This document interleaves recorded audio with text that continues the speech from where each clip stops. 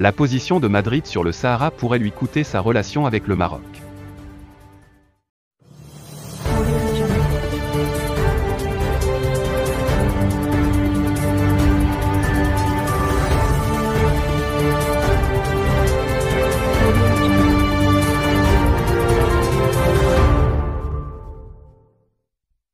La crise diplomatique entre le Maroc et l'Espagne s'enlise et inquiète beaucoup en Espagne surtout, depuis que sa position ambiguë sur le Sahara risque aujourd'hui d'empiéter sur ses relations économiques avec le Maroc.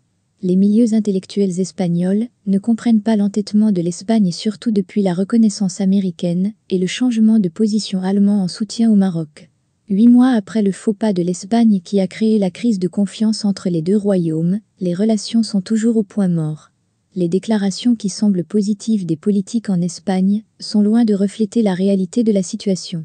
Aujourd'hui, si les contacts ne sont pas complètement rompus entre Rabat et Madrid, la crise diplomatique atteint toutefois son point culminant, puisque l'ambassadrice du Maroc, Karima Beniach, rappelée en mai dernier, est toujours à Rabat, ce qui démontre que la crise n'est toujours pas enterrée. À ce stade, seul le pas de la rupture des relations diplomatiques n'a pas été franchi. Le Maroc ne semble pas accepter la position ambiguë de l'Espagne sur le Sahara et son double jeu. Ce dernier a été mis en évidence lors de l'accueil du chef de la milice séparatiste sahraoui du Polisario, Brahim Ghali, en avril dernier. L'affaire a coûté sa place à l'ancienne chef de la diplomatie espagnole Arantxa Leia González, remplacée par José Luis Albares, et l'excuse avancée au début par l'Espagne, selon laquelle il a été accueilli pour motif humanitaire, s'est révélée être une décision de nature politique, quelques mois plus tard devant la justice, de l'aveu de l'ancienne ministre elle-même. Les relations entre les deux pays voisins restent toujours plombées par cette affaire, en témoigne l'exclusion de l'Espagne par le Maroc de son opération Maraba l'été dernier et le choix d'un transit des Marocains résidant à l'étranger via d'autres ports européens. Par ailleurs, les échanges commerciaux entre les deux pays sont presque au point mort et les transporteurs qui faisaient transiter des produits espagnols au Maroc subissent un blocage au niveau des douanes marocaines. Ce tour de vis opéré par le Maroc, l'Espagne l'a compris et le ressent. De plus, Madrid sait qu'il ne s'agit que d'un avertissement. Le Maroc, qui a fait de l'Espagne son premier partenaire commercial du fait des relations historiques entre les deux pays et de la proximité géographique, pourrait évidemment changer de cap vers d'autres pays européens. Et c'est cette option que redoute tant l'Espagne, dont l'économie repose en grande partie sur ses relations avec son voisin du Sud. Les déclarations des représentants espagnols ont témoigné de leur souhait de rétablir au plus vite les relations essentielles avec le Maroc. Toutefois, ils n'ont pipé mot sur le sujet de fond, le Sahara. Le président du gouvernement espagnol, Pedro Sánchez, a récemment rencontré le ministre marocain des Affaires étrangères, Nasser Bourita, à Bruxelles à l'occasion du dernier sommet entre l'Union européenne et l'Union africaine. Sánchez en a profité pour redire l'importance des relations maroco-espagnoles, stratégiques pour Madrid. Les deux hommes ont convenu au cours de leur conversation de la nécessité de progresser dans la relation stratégique entre les deux pays. Pour l'Espagne, le Maroc est un partenaire stratégique avec lequel nous devons marcher ensemble, avait-il déclaré en janvier lors d'une visite du chancelier allemand Olaf Scholz en Espagne. Ces mots intervenaient alors que le roi d'Espagne, Felipe VI, avait tenté de faire des gestes d'apaisement envers le Maroc. Le monarque espagnol avait souligné l'importance des liens politiques et historiques entre les pays voisins et alliés. Quelques mois auparavant, le roi Mohamed VI avait déclaré dans un discours sa volonté d'inaugurer une étape sans précédent dans les relations entre les deux pays.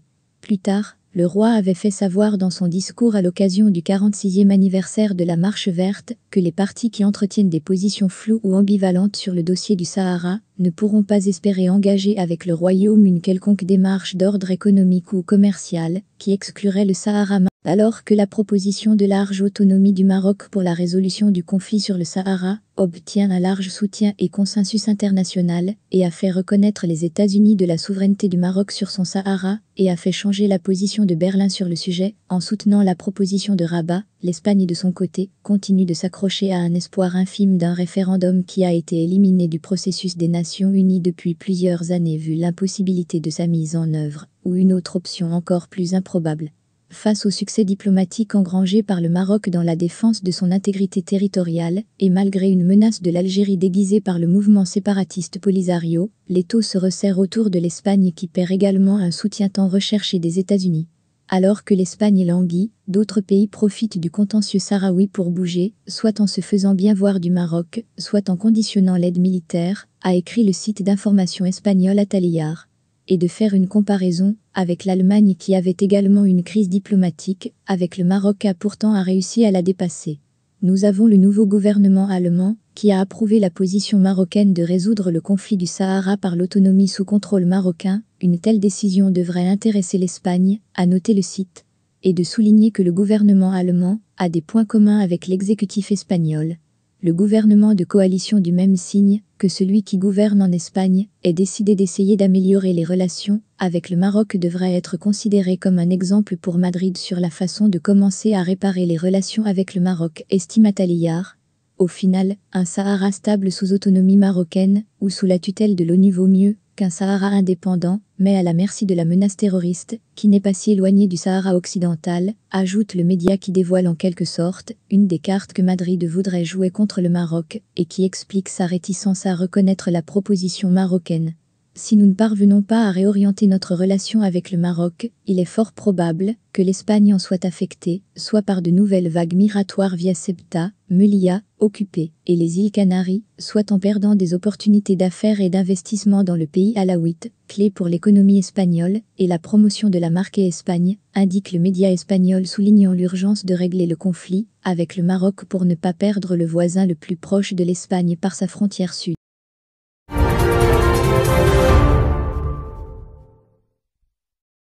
Le Maroc doté d'une nouvelle zone militaire située à l'est du royaume.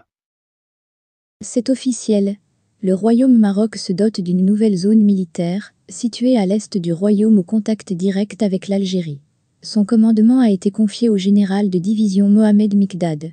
Elle est la troisième du genre après celle du Nord et du Sud.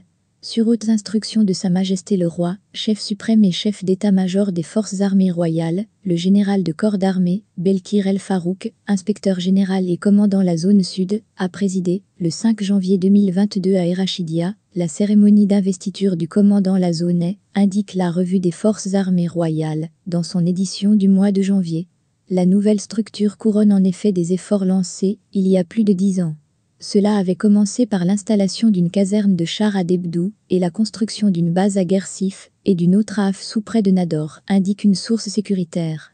La présence des forces armées royales, phares, dans la zone Est sera renforcée dans les années à venir par la réalisation à l'aéroport El Araoui à Nador d'une base aérienne destinée à accueillir les avions de chasse F-16 et Mirage 2000, ainsi que les drones. Une extension qui complétera celle prévue à l'aéroport Oujda en Gad, ajoute la même source. Faire face à la menace algérienne. Cette politique de sécurisation de la frontière avec l'Algérie sera consolidée aussi par la construction d'une nouvelle caserne militaire à Gerada. Le premier pas dans la réalisation de ce chantier avait été annoncé au bulletin officiel dans son édition du 21 mai 2020. Il consistait en la publication d'un décret d'expropriation, au motif de l'intérêt public, d'un lot de terrain de plus de 23 hectares, situé dans la forêt Ben Ali relevant de la commune de Laouinat, au profit de l'administration de défense nationale. Une annonce qui avait alors été condamnée par le pouvoir algérien. Le président Abdelmajid Tebboune a estimé, en juillet 2020 dans des déclarations à un média français, que la construction de bases militaires aux frontières de l'Algérie est une forme d'escalade qui doit s'arrêter. Des journaux algériens avaient révélé que les autorités supérieures du pays ont décidé, conformément au principe de réciprocité, de construire une base militaire stratégique dans un endroit proche de la base marocaine, Gerada, afin de protéger ses frontières et sa sécurité nationale des risques et menaces directes que constitue cette présence. Une information qui n'a pas été confirmée officiellement par l'Algérie.